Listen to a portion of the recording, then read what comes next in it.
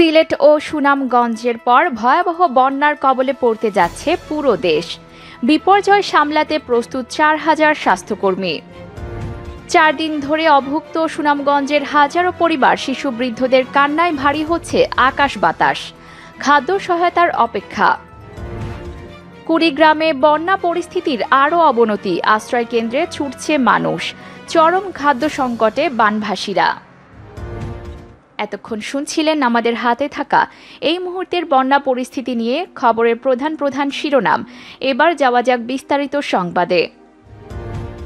সিলেটের পর ভয়াবহ বন্যার কড়া নাড়ছে উত্তরাঞ্চল ও মধ্যাঞ্চলেও, অর্থাৎ পুরো দেশেই ছড়িয়ে পড়তে যাচ্ছে ভয়াবহ বন্যা। বন্যা পূর্বাভাস ও সতর্কীকরণ কেন্দ্র থেকে উত্তরাঞ্চল ও মধ্যাঞ্চলের নদ নদীগুলোর পানি বিপদসীমা অতিক্রম করতে পারে এমন বার্তা দেওয়া হয়েছে। আরও বলা হয়েছে, ভারতের আসাম, মেঘালয় ও হিমালয়ের পাদদেশীয় পশ্চিমবঙ্গে মাঝারি থেকে ভারী, আবার কোথাও কোথাও অতি ভারী বৃষ্টিপাত হতে পারে। তাই উজানের ঢলে উত্তরাঞ্চলের ব্রহ্মপুত্র, যমুনা, তিস্তা, দুধকুমার, ধরলা সহ নদ নদীগুলোর পানি বৃদ্ধি পেয়ে যে কোনো সময় ভয়াবহ বন্যার রূপ নিতে পারে। ইতোমধ্যে রংপুর বিভাগের অধিকাংশ নদীর পানি বিপদসীমার ওপর দিয়ে প্রবাহিত হচ্ছে। কিছু নদীর পানি বিপদসীমা ছুঁই ছুঁই করছে। বন্যা দুর্গতদের পানিবন্দী হয়ে মানবেতর জীবনযাপন করছেন। পানির তোড়ে অনেকের ঘরবাড়ি নদীতে বিলীন হয়েছে। কিছু এলাকায় ভাঙন দেখা দিয়েছে। ফলে ফসলি জমি, ঘরবাড়ি হারা হচ্ছে নদীর তীরবর্তী মানুষ। এক নিমিষেই দারিদ্র্য সীমার নিচে চলে যাচ্ছেন তারা। এদিকে বন্যা এখন পর্যন্ত ২৫ জেলায় বিস্তৃত হয়।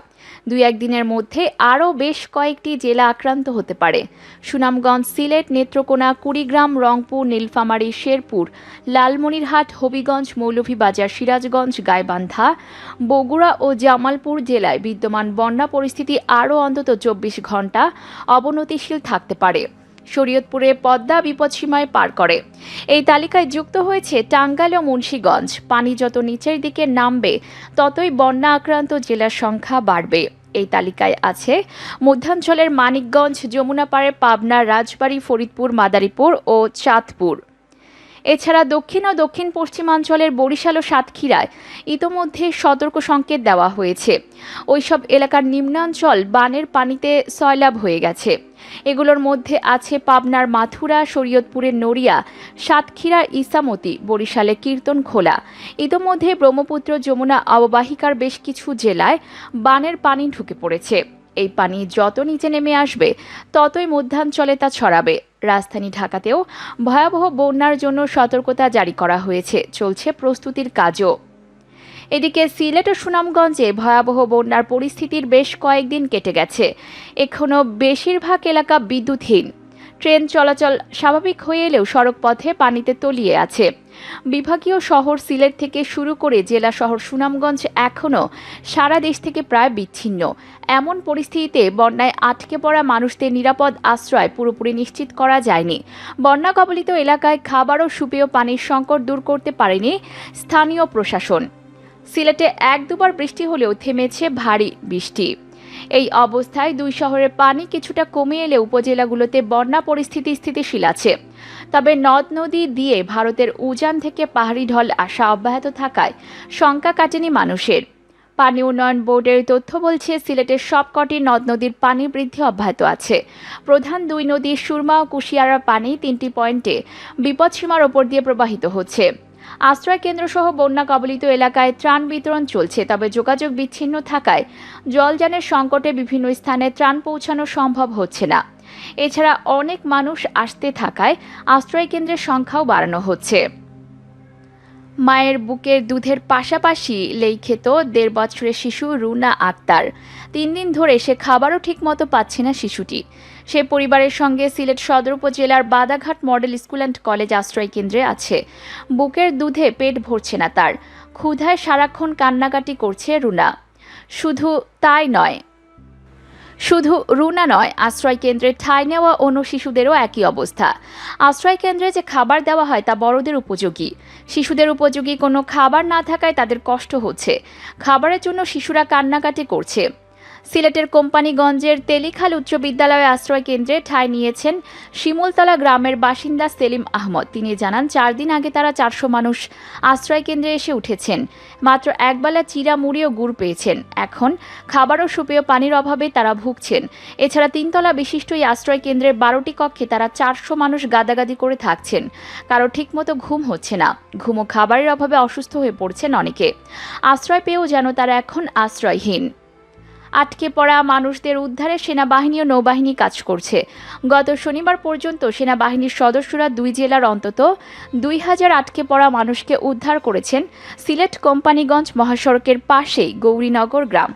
বন্যার পানিতে এই গ্রাম তলিয়ে গেছে, তবে গ্রামের সামনে দিয়ে যাওয়ার মহাসড়কের অনেকটা অংশ উঁচু থাকায় সেখানে বন্যার পানি ওঠেনি। এই অবস্থায় গ্রামের 40 ঊর্ধ্ব মোহাম্মদ শাহজাহান সড়কে থাকা একটি ট্রাকে মা, স্ত্রী, মেয়ে ও ভাইকে নিয়ে আশ্রয় নিয়েছেন। বৃষ্টি থেকে বাঁচতে ট্রাকের ট্রিপল টানিয়েছেন। এরপর 3 দিন ধরে তারা এখানে আছেন। এই কটি দিন কেবল শুকনো খাবার খেয়ে কাটিয়েছেন তারা, কোনো ত্রাণ পাননি। সুনামগঞ্জ শহরের কোথাও দাঁড়ানোর মাটি নেই। পানি কিছুটা কমে এলেও এখনও 4 থেকে 6 ফুট পানিতে তলিয়ে আছে শহর। দোকানপাট, অফিস, আদালত সব জায়গায় পানি আর পানি। নৌকা ছাড়া যাতায়াতের কোনো সুযোগ নেই। স্কুল, কলেজ, মসজিদ, অফিস, আদালত, বাড়ির ছাদ, উঁচু সেতু সহ শহরের বহুতল ভবনগুলোতেও হাজারো মানুষ আশ্রয় নিয়েছে। কোনো স্থানে এক ঘরে 20 থেকে 30 জন মানুষ আশ্রয় নিয়েছেন। সুনামগঞ্জের মোহাম্মদপুর এলাকার একটি ভবনের মালিক সালাউদ্দিন মাহবুব বলেন, আশ্রয় হারিয়ে অনেকে এসেছেন। এভাবে বিপদ হঠাৎ করে আসবে এটা তো কল্পনাও ছিল না। মানুষ তো আগাম বুঝতে পারেনি কয়েক ঘন্টায় এমন গজব নামবে, কেউ ভাবতেই পারেনি। এক ভবনে প্রচুর মানুষ থাকায় ঘুমহীন কাটাচ্ছেন অনেকে। খাবার আর বিশুদ্ধ পানির সংকট তো আছেই। শেষ করছি কুড়িগ্রামের বন্যা পরিস্থিতি ও খাদ্যের জন্য হাহাকারের খবর দিয়ে। ভারী বর্ষণ ও উজান থেকে নেমে আসা ঢলে ব্রহ্মপুত্র ধরলার পানি বৃদ্ধি অব্যাহত থাকায় কুড়িগ্রামে বন্যা পরিস্থিতির আরও অবনতি হয়েছে। ব্রহ্মপুত্র নদের পানি চিলমারি পয়েন্টে 51 সেন্টিমিটার ও নুনখাওয়া পয়েন্টে 23 সেন্টিমিটার এবং ধরলা নদীর পানি সেতু পয়েন্টে 44 সেন্টিমিটার বিপদসীমার ওপর দিয়ে প্রবাহিত হয়েছে। বন্যায় এখন পর্যন্ত জেলার 9 উপজেলার অন্তত 1.5 লক্ষাধিক মানুষ পানিবন্দী হয়ে পড়েছে বলে স্থানীয়রা জানিয়েছে।